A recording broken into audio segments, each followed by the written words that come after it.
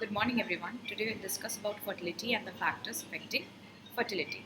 So, basically, fertility is the average number of children to be born to a woman who is passing through her current fertility age group or fertility lifespan. Thompson and Lewis also defines fertility as the reproductive performance of the woman when she is passing through her reproductive age group. Now we'll discuss about the factors that is affecting fertility.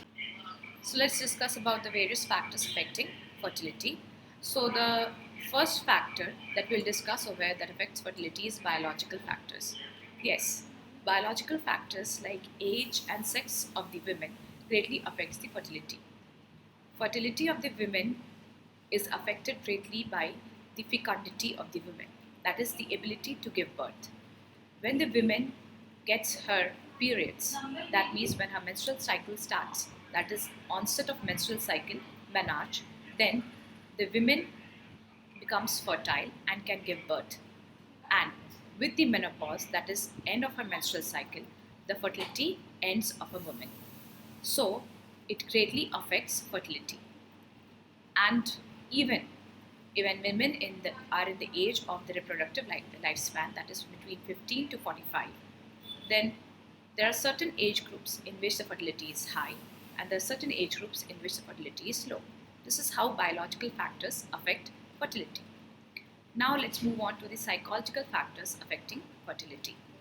When we are talking about the psychological factors, then we can say that the there are certain time period in women's life when women are temporarily sterile. For example, like the time period or the gap when the woman is married and when she starts cohabiting with her husband. So, this duration, when she is not staying with her husband but yet she is married, is the time period which is called adolescent sterility. At that time, the woman is not fertile. Then there is also certain temporary sterile moments for a woman. That is when she is suffering from ill health, when she is suffering from going through her menstrual cycle, or when she has met certain accident, or even if she has given birth to a child. At that time, she cannot conceive another child, and therefore she is temporarily sterile. So these are certain psychological factors which affect fertility. Let's move on to the social factors. In social factors, there are various factors which affect fertility. Like first is religion. Yes, religion greatly affects fertility of a woman. In many religion, uh, there is a practice that you cannot abort the child. There you will see that fertility is high, like Islam and Christianity. Aborting the child is considered omen. So in that case, the fertility is high. Even in Hinduism, there is a rule that the family should have one boy child for salvation, which is called moksha, and a one girl child for kanyadan, then only their life is successful. So in that case, fertility becomes high in the expectation that they should have a boy child and a girl child. Another social factor is caste system. Usually, we'll see that in higher caste, fertility is low because people prefer to educate their women in higher caste. They educate them, they empower them, they are employed, and hence, when they get married, the lifespan of their fertility is shorter at that time. So, the fertility is low.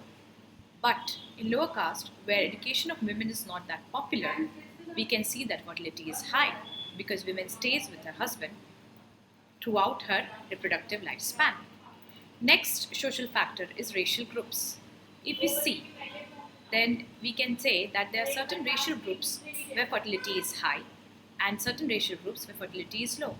Like the Africans or Indo Americans who stay in Western countries, among them the fertility is high. But similarly, the Western people who stay in Eastern countries like Africa, India, among them we can see that fertility is low. Then comes customs. There are also certain customs which leads to affecting fertility. Like in Hinduism, there is a rule that when the mother is pregnant for the first time, she has to give birth to the child in her parental home. At that time, she stays away with her husband, and that is why, in that case, fertility is low. Similarly, it is considered taboo in certain cultures to have sexual relationship with her husband while the mother is doing breastfeeding. At that time, also, fertility is low. Then comes education, another social factor which affects fertility. We can see that in the culture, in the families where education is important and where to educate women is important, where they educate their girl child, fertility is low because the women is educated, they know what is good for their health, what is bad for their health, and they consider to have lesser number of children. At the same time, where among women education and literacy is very low, we can see that fertility is quite high. Another social factor is status of women. If women is empowered, if the status of women is quite high in the society, in those societies we'll see that the fertility of women is quite low because she is empowered, she can take her own decisions, and henceforth she'll take decisions related to her better health, which suggests her to have lesser number of children. At the same time, in societies where women do not have empowerment, they don't have high status, they are not well educated, there we can see that fertility is quite high. So these are certain sociological, certain biological, and psychological factors which affect fertility. There are also certain economic factors also which affect fertility. We usually see that the households which are poor, they have larger number of children. Why? Because they consider that larger number of children means more working hands, more income for the family. But they forget the other point that this also needs that they need to feed them and upbring them, and the responsibility increases.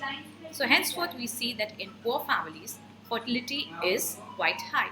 But at the same time, those families which are quite rich enough, economically well stable, in those families we'll see that fertility is low because in those families they consider children to be a responsibility. They want to give children better quality life, better education, and better standard of living, and henceforth they prefer to have smaller number of families.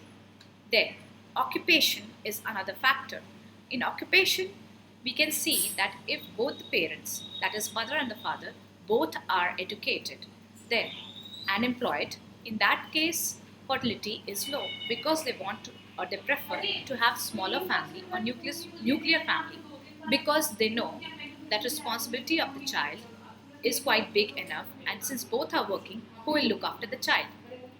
At the same time, in the families where they are living in a joint family system and only the father is working, we can see that the size of the family can be big because the responsibility of the child or the upbringing of the child can be handled by n number of people in the family.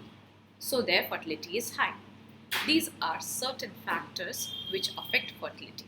Thank you.